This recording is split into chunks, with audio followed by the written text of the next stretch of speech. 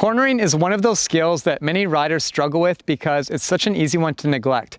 It's not quite as exciting as hitting jumps or flying through the air, yet it's so very important because if you know how to corner well, you know how to get down a trail really well, and you'll have so much more bike control overall, and you'll be way safer and way faster out there. And ultimately, this will give you way more fun.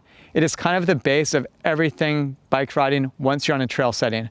So before we continue on the trail, let's look at cornering in a controlled setting and break down every element of it so you really understand how to move your body around, how to move your bike around, and what line to take when you're in a turn.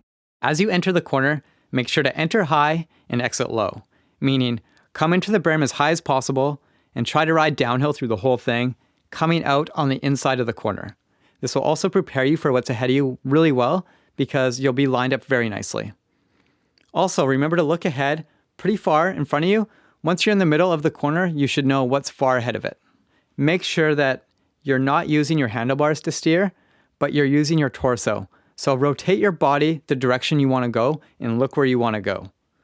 As this is happening, you can lean your bike into the inside of your body, drop your shoulder a little bit, your inside shoulder, and allow your weight to kind of push into the ground. This will help you keep your traction high, and it will keep you going fast through that turn as you rip right around it.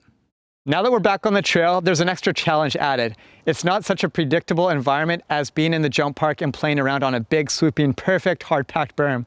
Some berms will be loose and gravelly, others will be really soft and grippy, and until you have the experience on the trail and you're actually riding through them and you know what you're coming into, you really don't know what to expect.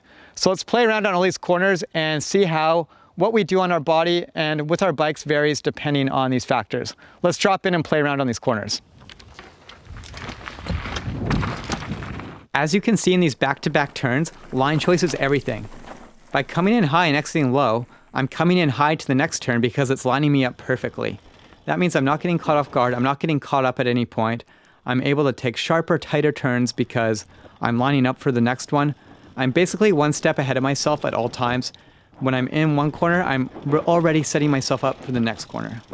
From what you can see here, my hips are also my steering wheel, not my handlebars.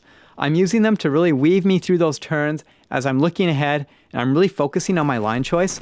Also, you'll notice even on some of these flatter corners, I'm still dropping my inside shoulder to give me that good traction and get me setting up for a nice, quick, snappy movement. As you can see on the trail, line choice is everything when it comes to corners. When I come to inside like this, I'm getting a little caught up and I don't have the smoothest line possible. But when I take it outside and I'm looking far ahead, I'm finding a nice smooth flowy line to exit. Now that is it for corners. I hope that helps you really well. As a beginner, this will be everything you need to know. It's a great base of knowledge to get you started and feeling really confident on the trail.